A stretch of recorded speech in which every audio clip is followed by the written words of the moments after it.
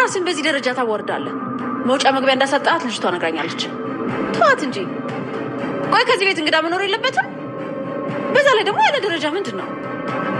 ኧረ እትዬ ምን ነው ሚስጥር ብለሽ ነበር እንደ ነገርሽኝ? ኑንዬ ልጅም ቢሆን እንዲህ እንዳስቸገርሽ እየነገርሽኝ ዝም አልለውም። ቤሉል እረፍ። ልጅቷን ከዚህ በላይ እንዳታስቸግራት። ምንድን ነው የምታወሪው? አልገባኝም። ኑኑ እያስቸገርካት እንደሆነ እየነገረችኝ ነበር። ኧረ እኔ አትፍሪ፣ ምንም አያደርግሽም። አሁን ወደ ውስጥ ግቢ። ኑኑ በጭራሽ እንደዚህ አትልሽ። በጭራሽ ኑኑ አላልሽኝም? በይ ንገሪው። አይ በቃ ምንም ማለት አይጠበቅብሽም። ወደ ውስጥ ግቢ። ካመመሽ እኔ ራሴ ወደ ሕክምና ወስድሻለሁ። ስለዚህ ሂጂ። እጄን ያዥኝና ከዚህ እንውጣ። ማም በጣም ስለማከብርሽ ላለመናገር ራሴ እየተከላከልኩ ከመንገዳችን ዞር በሉ እና ደግሞ ማንም ምንም አይመለከትም። እንደማውቅሽ ይሰማኝ ነበር፣ ግን ተሳስቻለሁ። ቀስ በቀስ እየተቀየርሽ ነው። ቤሉል ምን እየሆንክ ነው? እኔ ምንም አልሆንኩም። አንቺ ግን ደህና አትመስይኝ። ኑኑ ቶሎ በይ፣ ወደ ውስጥ ግቢ ያልኩሽ። እሺ ተው በቃ። በእኔ ምክንያት እንደዚህ መከራከር የለባችሁም። ሲጀመር እኔ ደህና ነኝ። ወደ ሕክምና መሄድ አይጠበቅብኝም። ጎበዝ። በእኔ አሁን ወደ ውስጥ ግቢ። እኔ ከኔ ጋር የታመምሽው የሚቀለድበት በሽታ አይደለም። ቤሉል እረፍ ያለች እናት ናት። አዱ ደጋግሜ እንዳስቀይማት ገባ።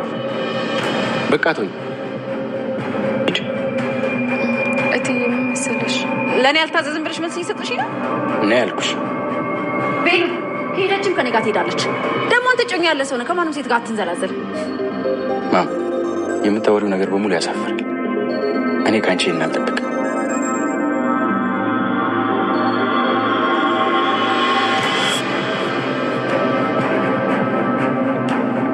አዶኒ ዝም ትላለህ? ቆይ ምን ነዋል?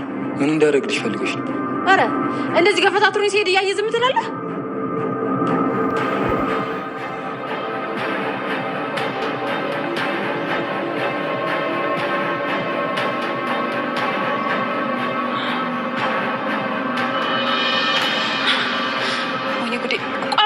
የሚሻለኝ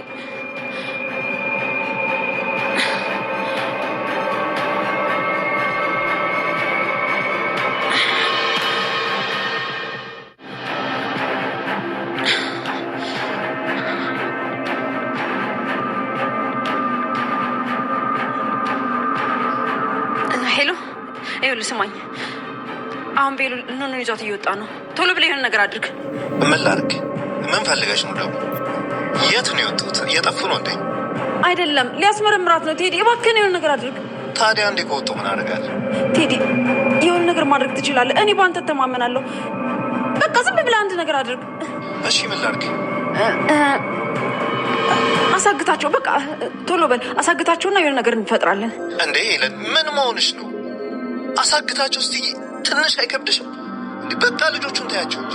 ቴዲ ዝም በል። ዝም ብለህ የምነግርህን ብቻ አድርግ። እሺ በቃ ከወጡ ቆዩ። አልቆዩም፣ አሁን ነው የወጡት። ቤሎን ኑኑን ሊያስመረምራት ቆርጦ ተነስቷል። ሄለን እንኳን ማስቆም አልቻለችም። ኑኑም በሽታዋን የማወቅ እድላ አሁን ነው ማለት ነው። ታዲያ ሄለን አሁን ላይ በጣም ደንግጣለች። ከዛም ቴዲ ጋር ደውላ የሆነ ነገር ፍጠር፣ አሁን ላይ ቤሎን እኔንም ገፈታትሮ ነው የወጣው፣ ስለዚህ የሆነ ነገር ማድረግ አለብህ፣ አለበለዛ ጉዳችን ሊፈላ ነው ብላ በጣም ፈርታ እሱ ጋር ደውላ ነበር። እሱ ደግሞ መሲን ቀጥሯታል። መሲ ደግሞ መንገድ ላይ እየጠበቀችው ነው ያለችው። ስለዚህ መሲ ጋር መሄድ ትቶ እነ ቤሎንን ያሳግተው ይሆን ወይንስ እነሱን ሳያገኛቸው እንግዲህ ኑኑን አስመርምሮ በሽታ እንደሌለባት ታውቂ ይሆን? እንግዲህ ኑኑ ተመርምራ በሽታዋን ካወቀች በኋላ ምንም እንደሌላት ካወቀች በኋላ ደስታዋን አትችልም። እንግዲህ ቤሎን ኑኑ ምን አይነት በሽታ ነው ያለባት የሚለውን ነገር ካወቀ በኋላ እንግዲህ ይህንንም ነገር ያደረገችው ኤልሹ ናት ማለት ነው። ኤልሹ ወረቀቱን ካሳየች ጊዜ በኋላ በጣም ደንግጦ ነበረ። ማን ነው እንደዚህ ያደረገች የኔ ጨረቃ የኔ ውብ እያለ ሲጠይቃት ሁሉንም ነገር ማወቅ አለብህ በቃ ብላ ነግረዋለች ማለት ነው። ይሄንን ነገር ግን አንተም ለቤተሰብ እንዳትናገር፣ እኔ መሞት ነው የምፈልገው፣ ካሁን በኋላ መኖርን አልፈልግም፣ ቤተሰቦቼን አደራ ብለዋለች። እኔ ወድጄ አይደለም ካንተ መራቅ የፈለኩት እንጂ እኔም አልጠላክም ብለዋለች። ኑኑ በጣም ታሳዝናለች ግን በሽታዋን የማወቅ ሰፊ እድል ያላት አሁን ላይ ነው። ታዲያ ይህንን ነገር እንዳታደርግ ሄለን አሁን ላይ በጣም እየተበሳጨች እና እየተናደደች ነው። ቤሎንም ጠይቋታል። ለምንድን ነው አንቺ በዚህ ልክ ያበሳጨሽ? እኔ አውቅሻለሁ ብዬ አስብ ነበር፣ ነገር ግን አንቺን አላውቅሽም። መንገዳችን ላይ ማንም እንቅፋት እንዳይሆንብኝ፣ እንደዛ የምታደርጉ ከሆነ ግን እኔ አልፋታቸውም። አሁን መንገዴን ልቀቁልኝ። እኔና እሷ መሄድ አለብን፣ ሄጄ ማስመርመር አለብኝ። የያዛት በሽታ የሚቀለድበት በሽታ አይደለም ብሎ እንግዲህ ሁሉንም ገፈታትሮ ወጥቷል ማለት ነው። አዶናይም እንግዲህ አንተ ምንም አይመለከትም ኑኑ የኔ ናት ብሎ ቢሟገተውም እሱ ግን ማንንም አልሰማም። እንግዲህ ቤሎን በጣም ደስ የሚል ለሰው ልጅ ርህራሄ ያለው አዛኝ ነው ማለት ነው። አሁን ላይ ሄለን ምን አይነት ሴራ እያሴረች እንደሆነ ግልጽ ሆኖለታል። እሷንም አልሰማትም። አሁን ላይ ሄለን የምታደርገው ነገር ግራ ገብቷታል። እሷን ካስመረመረ ሁሉም ሴራ ይታወቅብናል የሚለው ነገር ፍራቻ ስላለባት ነው እንደዚህ እየሆነች ያለችው። ይሄ መሆን የለበትም ብላ እንግዲህ አብዳለች ማለት ነው። አዶናይም ዝም ብለህ ታያለህ እንዴ? እኔን እንደዚህ ገፈታትረው ሲወጡ የሆነ ነገር አትልም? ዝም ብለህ ታያለህ እንዴ? አዶናይ አንተ እንኳን ምንም ነገር ማድረግ አትችልም እንዴ? ብላ እንግዲህ እሱንም ለማናደድ ሞክራ ነበረ። ምን እንዳደርግልሽ ነው የምትፈልጊው ብሏታል። የእሷን ሴራ ያውቃል። ነገር ግን እሱ አሁን ላይ ኑኑ ምን እንደሆነች ምን አይነት በሽታ አለብሽ እንደተባለች አያውቅም።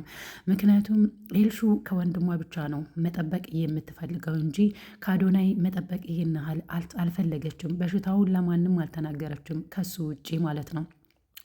እንግዲህ ለሄለንም እኔ ለወንድሜ አሳይችኋለሁ፣ ልጅቷ እንደ መሽገር እንግዲህ ተጣብቃበታለች፣ ስለዚህ ማወቅ አለበት ብዬ እንግዲህ እኔ ወረቀቱን አሳይቻለሁ፣ የሕክምና ውጤቷን አሳይቻለሁ፣ ማወቅ ስላለበት ነው ማም እንደዛ ያደረግኩት ብላ ስትነግራት በጣም ነበር ያበደችው። ምክንያቱም ቤሎን አሁን ላይ ምንም ነገር ለማድረግ ወደ ኋላ እንደማይመለስ ስለምታውቅ ይህንን ነገር እንዴት እንደዚህ ታደርጋለች የሚለው እንግዲህ ልጇንም ተቆጥታ ከክፍሏ አስወጥታ ነበር።